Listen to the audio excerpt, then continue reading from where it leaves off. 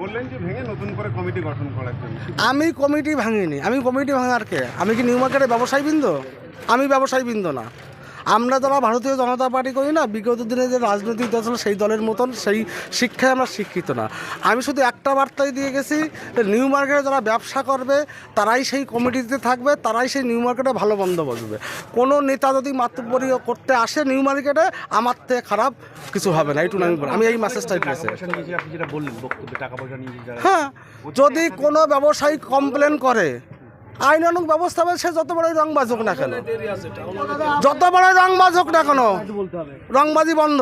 অতীতে একাধিক অভিযোগ উঠেছে নিউ মার্কেট নিয়ে, আগামী দিনে যদি এই ধরনের অভিযোগ অতীত আর বর্তমান আলাদা জিনিস, ভবিষ্যৎ আলাদা জিনিস। বিজেপি 40 বছর পশ্চিমবঙ্গে ক্ষমতায় আছে, 40 বছর পরে ভাবা যাবে কি হবে না হবে। আপনাকে সম্বর্ধনা দিল, মাছ দিল, দেখা গেল রীতিমতন ইলিশ মাছ দিয়েছে, কি বলবেন? এটাতে ওই যে আমি বললাম এর আগে বলেছি, মমতা ব্যানার্জি ছিলেন যে বিজেপি ক্ষমতায় আসলে মাছ বন্ধ হয়ে যাবে, মাংস বন্ধ হয়ে যাবে।